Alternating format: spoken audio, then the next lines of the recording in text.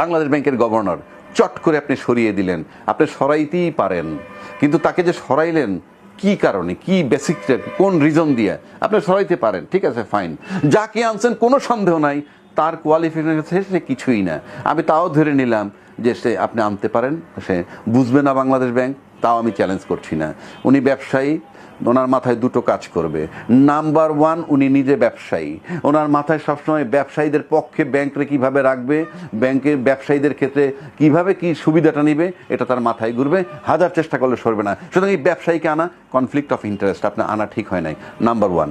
Number two, 90 লক্ষ টাকা তার ঋণ আছে, না 89 কোটি টাকা তার ঋণ আছে, সেই ঋণ রিশিডিউল করেন, অমুক করেন, তমুক করেন, যা খুশি তাই করেন, আপনার কাছে রাষ্ট্রীয় ব্যাংক 89 কোটি টাকা পাওনা। তো যার কাছে ব্যাংকের টাকা পাওনা আছে, যে ব্যাংক যার কাছে 91 কোটি টাকা পাওনা, তাকে আপনি পুরা বাংলাদেশের টাকার দায়িত্বটা দিয়ে দিলেন, এটা কি হিসাবে? কোনোভাবে সে যোগ্যতা অর্জন করে নাই, শুধু একটা কারণে। আজকেও তাকে সরাই দেন, সরাই দিয়ে তাকে ঋণ মুক্ত করেন, তারপরে দেন। আপনি একটা ঋণ যার কাছে ব্যাংক টাকা পায় তার কাছে আপনি সমস্ত ব্যাংক তুলে দিয়েছেন, এটা তো কোনোভাবেই গ্রহণযোগ্য না। আর যদি সে অত বড় সাকসেসফুল ব্যবসায়ী হইতো, তাহলে উনি ঋণ খেলাপি হন কেন, রিশিডিউল করেন কেন? উনি তো ওনার ব্যবসায়ী করতে পারেন না। এ সমস্ত গল্প হলে তো লাভ নাই। সুতরাং এই যে কাজ, এতগুলা কাজ আপনারা, তাজুল ইসলাম আপনি আইসিটি থেকে তাকে সরিয়ে দিলেন, তাজুল ইসলাম কি তার অযোগ্যতার কারণে সরিয়েছেন?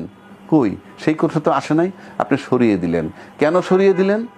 বিকজ তাজুল ইসলাম যেই মনোযোগের সাথে, যেই একাগ্র চিত্তে যে মামলাগুলো সে করতেছিল, জুলাই চেতনার পক্ষে থেকে মামলাটা করতেছিল।